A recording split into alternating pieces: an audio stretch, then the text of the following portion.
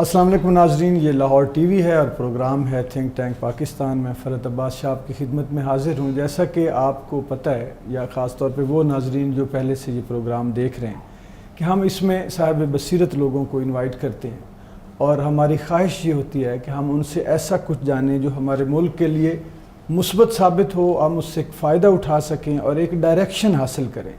Leadership crisis کی بات ہوتی ہے. میں تو یہ سمجھتا ہوں کہ ہر شعبے میں زوال آیا ہے، اور وہ جو ایک شعر آج میرا دل کر رہا ہے، کیونکہ آج کے ہمارے مہمان سے میرا ایک شعر کا رشتہ بھی ہے اور یہ جرنلزم کا رشتہ تو ہے ہی. تو وہ کہ شہر کے قتل میں میرے نزدیک شہر والے سبھی ملوث ہیں. تو جہاں جہاں ہر بندے نے حصہ ڈالا ہے، وہاں وہاں کچھ لوگ ایسے بھی ہیں جنہوں نے اچھا کنٹریبیوٹ کیا ہے اور کچھ نہ کچھ اپنی قربانی دے کے یا اپنی پوری سچائی کے ساتھ اس ملک کو تعمیر کرنے کی کوشش کی ہے یا اپنا حصہ ڈالا ہے. تو ہماری خواہش یہ ہے کہ ہم ان لوگوں کو اپنے اس پروگرام میں اکٹھا کریں، ان سے جانیں، ان کی سوچ، ان کا نظریہ، ان کا تجربہ زندگی کی، جو انہوں نے کوئی جو حاصل کیا ہے، سبق ہے، سیکھا ہے، وہ ہمارے ملک کے لیے کام آئے. تو میں بہت مشکور ہوں آسمہ شیرازی کا. یہ عموماً نہیں جاتی، اپنے دوست جو کولیگز ہیں ان کے پروگراموں میں بھی بہت کم کہیں جانا ہو. تو آج انہوں نے بڑی مہربانی کی ہے اور بڑی کائنڈنس ہے. بہت بہت شکریہ شاہ جی، یہ آپ کا قرض تھا. اور جو آپ نے کہا نا تعلق، تو حرف کا ایک تعلق ہوتا ہے لفظ کا، تو وہ تعلق بہت عرصے سے جڑا ہوا ہے. آپ کو شاید معلوم بھی نہیں ہوگا، اس بات کا پتہ بھی نہیں ہوگا. میری روح جو ہے نا وہ جان لیتی ہے. بالکل بالکل، یہ ایک روحانی تعلق ہوتا ہے جو کہ برقرار رہتا ہے. آئی ایم آنرڈ، مجھے بہت عزت بخشی ہے آپ نے. جو آپ کا تاثر عام لوگوں میں، آپ کے دیکھنے والوں میں، فینز میں، اور میرے جیسے جو ہیں جو آپ سے تھوڑا سینئر ہیں لیکن وہ ایک جڑت رکھتے ہیں اپنے پہلوں سے بھی اور اپنے بعد والوں سے بھی، کولیگ سے لڑائی جھگڑا رہتا ہے. تو ایک تاثر یہ ضرور ہے کہ جو لوگ ویلیوز کے ساتھ چل رہے ہیں نا جی اس معاشرے میں، اور یہ جو مار دھاڑ، عجیب و غریب ریٹ ریس ہے فیشن میں، ریٹنگ میں، پیسے میں، تو خدا نے آپ کو مختلف رکھا ہے. آپ اپنی ویلیوز کے ساتھ چلیے. آپ نے اپنے پردے کا، اپنے لباس کا، اپنے بولنے کا، اپنے اطوار، اپنی فیملی اورینٹیشن کا، تو اس سے فخر بھی ہوتا ہے جی. اور ایک باقاعدہ تقویت ملتی ہے کہ یہ جو ہماری اپنی ویلیوز ہیں جی، اگر ہم ان کے ساتھ چلیں تو وہ پھر زیادہ بہتر ہے، بجائے اس کے کہ ہم تھوڑا تھوڑا لبرل ہوتے ہوتے کوئی لمٹ ہی نہ رہے. اچھا، تھینک یو شاہ جی. مگر میرا خیال ہے کہ لبرل کا تعلق لبرل ہونے کا پہناوے سے نہیں ہوتا، یہ سوچ سے ہوتا ہے. سوچ مطلب لبرل کا مطلب ہے کہ آپ آزاد پسند ہوں، تو آپ آزادی پسند ہوتے ہیں صرف اپنے پہناوے سے نہیں، اپنی سوچ سے.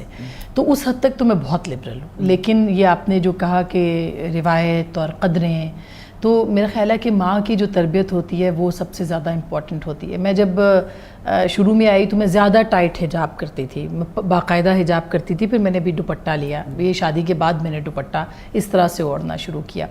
تو بہت سے لوگ، جب میں گھر سے نکلتی تھی تو میری امی پورا مجھے دیکھتی تھیں کہ کہیں سے کچھ دوپٹے میں کمی تو نہیں ہے، کپڑوں میں تو نہیں ہے. تو بہت ہمیں گھر سے ظاہر ہے کہ بچپن سے ہی گھر کا ماحول مذہبی رہا اور اس سے ہوا. لیکن اس سے زیادہ ہماری جو اقدار ہیں، جو مشرقی روایات ہیں، مثلا میں بہت سے لوگ مجھے کہتے ہیں تم بہت ریلیجس ہو اس لیے تم نے یہ لیا. میں کہتی ہوں میں ریلیجس ہونے سے زیادہ اپنی روایتوں سے جڑی ہوئی ہوں، جو کہ اس پوری سوسائٹی کے اندر، اور ہمارے جو ساتھ میں راجستھان اگر آپ جائیں وہاں پہ عورتیں اپنا پورا ڈھلکا لیتی ہیں اپنے اوپر دوپٹہ اور ان کا چہرہ نظر نہیں آتا. وہ کون سی، وہ مسلمان عورتیں نہیں ہیں، لیکن ہماری روایت ہے. پنجاب آپ پورے ہندوستان میں جا کے دیکھ لیں، یہاں دیکھ لیں، جب کوئی بڑا آتا ہے تو لڑکیاں اپنے سر پہ دوپٹہ رکھ لیتی ہیں. جیسے اذان آتی ہے تو لڑکیاں وہاں پہ بھی یہاں پہ بھی، ابھی تک وہاں تو اذان نہیں گونجتی، لیکن جب کوئی سن لیتا ہے، کوئی کلام سن لیتا ہے، کوئی صوفی کلام سن لیتا ہے تو سر پہ دوپٹہ رکھ لیتے ہیں. تو یہ ہمارا زمین کا حصہ ہے. تو ہمیں اپنے تمدن سے زیادہ جڑے رہنا چاہیے. مذہب آتا ہے مگر میرے نزدیک مذہب بعد میں ہے، تمدن پہلے ہے. ہم خوش نصیب ہے کہ ہم مشرقی روایات کو لے کے چلتے ہیں اور ان کے ساتھ جڑے ہوئے ہیں، لیکن اس کا سارا کریڈٹ میرا خیال ہے کہ ہمیں ہماری ماں کو اور میری ماں کو جاتا ہے، جو کہ ظاہر ہے کہ شخصیت بنانے میں ماں سے زیادہ امپورٹنٹ رول کسی کا نہیں ہوتا. اچھی ہوں بری ہوں، میری ماں نے بنا دیا. مائیں تو ہمیشہ اچھی ہوتی ہیں اور مائیں اچھی ہوں تو نسلیں اچھی ہوتی ہیں. جی بالکل, قومیں اچھی ہوتی ہیں. بالکل. میں اپنے موضوع کی طرف آتا ہوں. آپ نے جرنلزم میں بہت نمایاں مقام حاصل کیا اور بڑے آپ محنت بھی کی اور فیلڈ ورک, رپورٹنگ سے اور اینکرنگ تک سارا سینیریو دیکھا. آپ اپنے سے پہلے کی جو جرنلزم تھی, ظاہر ہے آپ نے پڑھی بھی دیکھی بھی, وہ اور آج کی جرنلزم میں کوئی فرق پاتی ہیں؟ شاہ جی ہم نے جب شروع کیا نا تو لکیلی پروردگار نے اتنی واقعی منفرد اس لیے بھی رکھا کہ نئے اور بالکل پہلے یعنی بالکل آغاز سے چیزیں ہمیں ملی. پہلی دفعہ انڈیپینڈنٹ میڈیا آ رہا تھا پاکستان کے اندر. میں پی ٹی وی سے میں نے شروع کیا اور جیو آیا, جیو میں نے کام کیا, پھر اس کے بعد بہت سارے چینلز پہ کام کیا. تو ایک انوویشن جو ہے وہ مجھے ملتی رہی سیکھنے کے واسطے.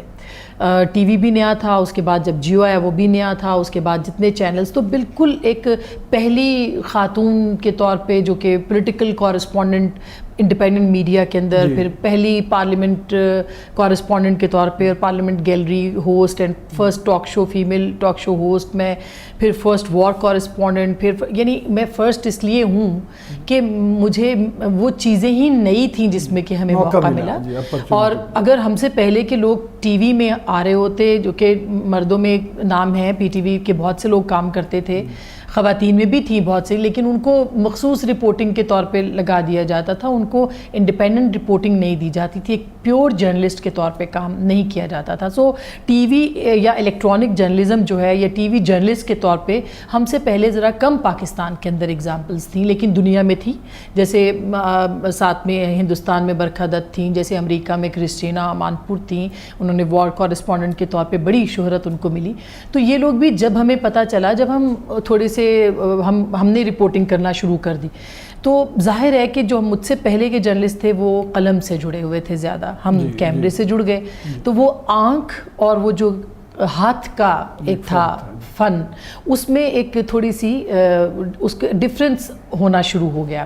تو ہم یہ جانتے تھے کہ ہم جن کو پڑھتے تھے, مثلاً ہم پڑھتے تھے نذیر ناجی صاحب کو پڑھتے تھے, ہم نیازی صاحب کو جو نیشن میں لکھتے تھے, ہم کاؤس جی کو پڑھتے تھے, ڈان کے اندر ان کا کالم بڑے شوق سے, یعنی تو ان کا ایک اور طرح وہ ایک نظریاتی جرنلزم تھی جو کہ شروع ہوئی, اور وہ کرتے تھے, بہت بڑے بڑے نام بھی اس کے اندر تھے.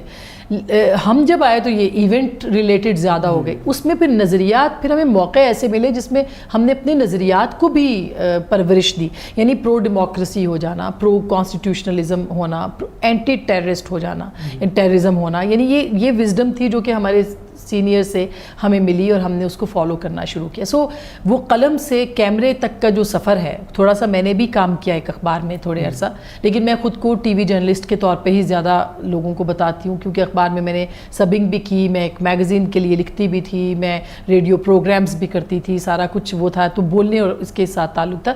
لیکن یہ میں نے ساری چیزیں اپنے ماشاءاللہ تھوڑی سی عمر میں ہمیں مل گئی ایکسپیرینس. تو ہمارے بزرگوں نے یا ہم سے سینئرز نے جو سلسلہ چھوڑا, مجھے اس بات کی خوشی ہے کہ میرے جو ساتھ کے لوگ ہیں, ہم اثر لوگ ہیں یا ہم ہیں, ہم نے اس کو آگے ہی بڑھایا. میرا خیال ہے اس کو پیچھے نہیں جانے دیا.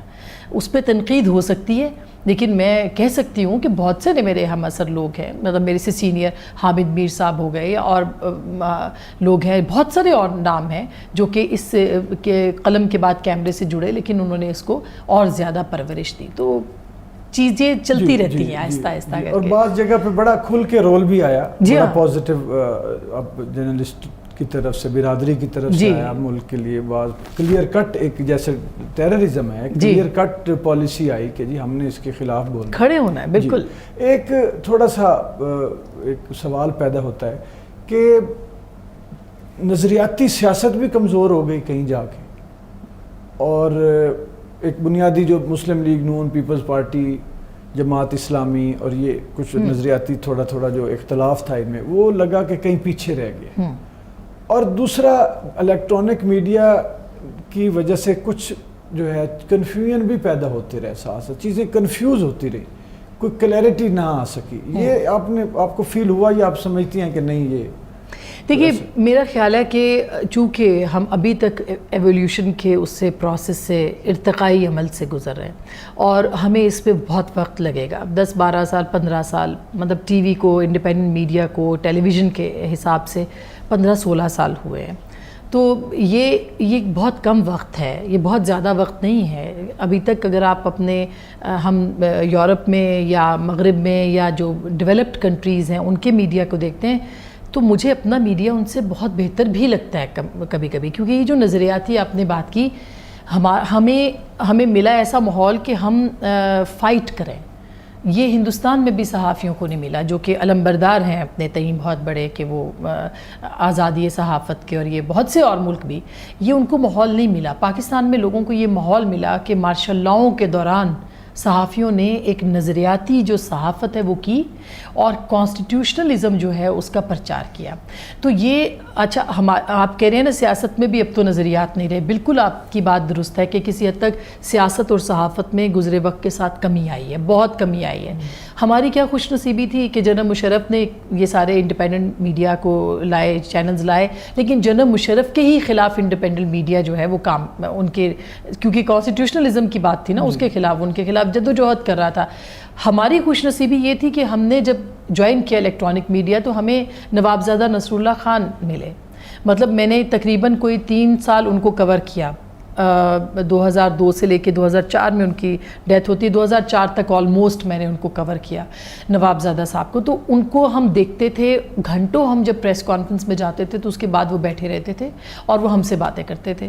وہ شعر و شاعری میں بہت ان کو شغف تھا, بہت سے لوگوں کو شاعر خود بھی تھے, لکھتے تھے. وہ کہتے تھے کہ جی آپ ذرا شاعری بھی سنائیے, تو لوگ سارے ان کے ساتھ بیٹھ کے شعر بھی سنتے تھے, سناتے بھی تھے. تو یہ جو چیز ہے, یہ اس چیز نے ہماری بہت ڈیموکریسی کے اوپر جو ہے وہ ہماری تربیت کی. پھر ہم جب پارلیمان کے اندر آئے تو وہ جنرل مشرف کی پارلیمان تھی, لیکن پارلیمنٹ میں وہ اپوزیشن بڑی سٹرونگ تھی جو ایل ایف او کے خلاف آواز بلند کر رہی تھی یا اس طرح سے. تو وہاں سے ہم نے ایک نظریاتی جو سیاست تھی وہ بھی دیکھی اور سیکھی اور اس سے بہت تجربہ بھی کیا. انفارچونیٹلی جیسے جیسے ڈیموکریسیز آتی رہیں اس میں تھوڑی کمی آتی جا رہی ہے. مثلا پیپلز پارٹی جو تھی وہ ایک نظریاتی پارٹی تھی, وہ ہوتی اینٹی اسٹیبلشمنٹ تھی, وہ پرو ہوتی چلی جا رہی ہے. اور مزے کی بات ہے کہ جو آمروں کے گود میں پلے تھے اب وہ ان کے اوپر اینٹی اسٹیبلشمنٹ کی بات جو ہے وہ کہا جا رہا ہے کہ وہ اینٹی اسٹیبلشمنٹ ہے. تو یہ نظریات کم ضرور ہوئے, لیکن ہمارے ہاں ہر چیز کو کرنے کے لیے کچھ نہ کچھ چلانے کے لیے چاہیے ہوتا ہے. جو یہ آگے چلیں گے اور جو اوپریشن جو کہ اوپریشن بھی نہیں میں کہوں گی, جتنا کہ نظریات کے خلاف لوگ جائیں گے یہ زیادہ مضبوط ہوتے چلے جائیں گے. میرا خیال ہے کہ وہ وقت اب کم ہو گیا جس میں کہ ان کو ایسے مواقع ملے, لیکن ان کو اب ایسے مواقع ضرور ملیں گے کہ وہ اس چیز کو زیادہ مضبوط کر سکے اور نظریاتی لوگوں کو پیدا کرے. پتہ نہیں وہ ہو سکے گا کہ نہیں شاہ جی. ہاں لیکن پر امید تو رہنا چاہیے. بالکل. میں ابھی آپ سے یہ پوچھنا چاہ رہا ہوں, ایک تو دھرنوں کے حوالے سے آپ کا مختلف پوائنٹ آف ویو رہا جی, اور کچھ ابھی یہ بھی میں پوچھنا چاہوں گا کہ کتنا پریشر ہوتا ہے صحافی پر, اور بڑے چینلز میں جو اینکرز بیٹھے ہیں. لیکن میں اگلے پارٹ میں دوسرے میں اچھا ضرور ناظرین دوسرا پارٹ دیکھیے.